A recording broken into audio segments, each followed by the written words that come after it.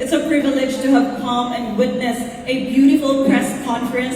Hello everybody and mabuhay! Xin chào Vietnam! Thank you so much for having me today, and I'm truly grateful and honored to be here in Vietnam once again. And my sincere appreciation to the Miss Charm organization and Miss Charm Vietnam with this warm invitation. It's a privilege to have come and witness a beautiful press conference for our upcoming journey as Miss Charm Vietnam 2026. And I'm just so excited to looking forward to more meaningful journey.